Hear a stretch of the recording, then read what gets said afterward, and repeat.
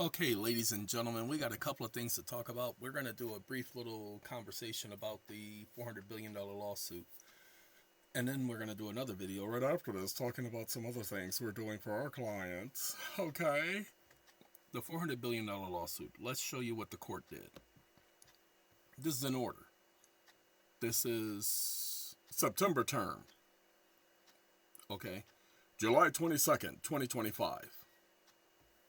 This is from the court. Okay? They're representing the court. This is the so-called clerk. Ladies and gentlemen, the court concludes on its own motion that oral argument will not assist the court in this case. Accordingly, the court will dispose of the appeal without oral argument. Pay attention to that word right there. Whenever you get something from a court, pay attention. Pay attention. Whenever you get something from a court, words are very important. They kept this very short. This is a standard, but it says dispose of. We're not going to play that. Let's look up the definition. Understanding dispose of. Legal definition and context. The term dispose of. That's an actual legal term. That's not a word. Hold on. Refers to the act of transferring ownership or getting rid of something.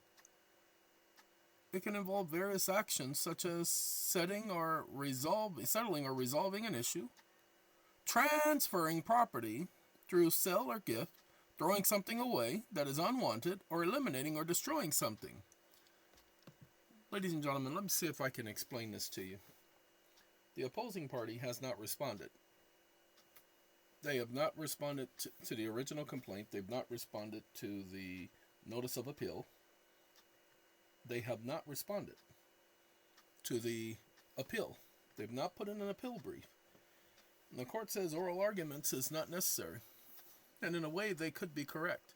But there are too many issues being brought up, especially whether or not an electronic signature is valid proof that an individual has waived their right to personal service. That's the main issue here on appeal. So we wrote the court. We wrote them prior to them issuing that order about an emergency. Why? Because remember, the clerk had sent our documents back to the district court.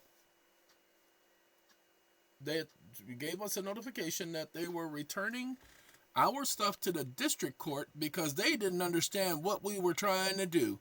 They were trying to make it look like we didn't know what we were doing. So we wrote and told them, well, just in case you idiots want to treat us as if we're stupid and we don't know what we're doing, we didn't actually say it like that. Here's what you need to know, because it's very important that you understand this. This is what we did. We gave you this, that, and that. And we also gave you the filing fee. We gave you the notice, and we served all the parties. There's only one thing for you to do, and that's to file these documents in this court. But you didn't do that. You sent it back to the other court through an attorney who's supposed to know better. So no, it's not whether or not you didn't understand. You knew exactly what was supposed to happen with these documents. You just didn't like the fact that we gave them all to you on the same day. Ladies and gentlemen, I had everything already prepared. Gave them all to the person, all at the exact same time. I do that all the time. Why? Why would I want to wait 45 days? When I know what I'm going to be appealing, when I know what the issues are.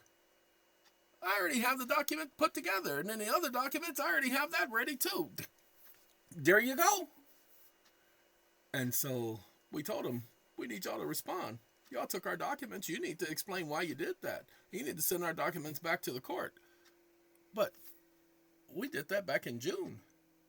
You saw they waited until July to let us know that they're going to dispose of the case in due course.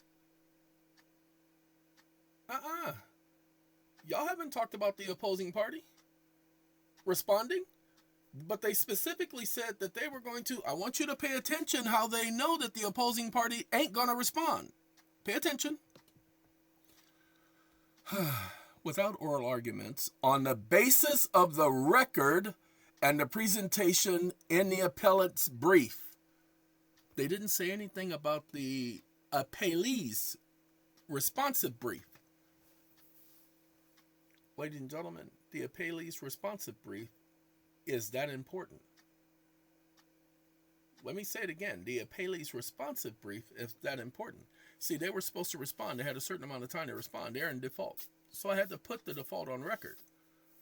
They did not respond, but we did the appeal brief in the form of an affidavit. Why did we do the appeal brief in the form of an affidavit?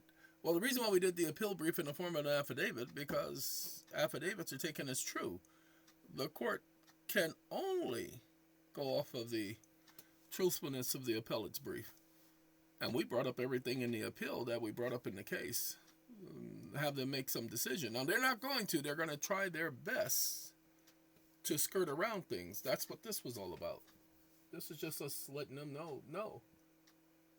You don't want to give oral arguments? That could be you, but we have to put in a petition for reconsideration anyway. It's a formality. So let us do what we do.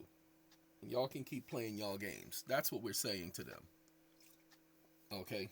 That's what's going on here. All right, ladies and gentlemen. So it's just a waiting game. They're playing games, so it is a game. And so now we just have to wait.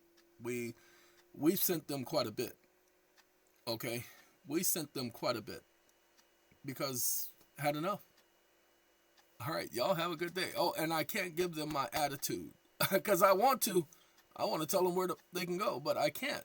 Because I'm speaking on behalf of a group. So I have to take into consideration the group's understanding. All right. We'll speak to y'all later. Have a good day.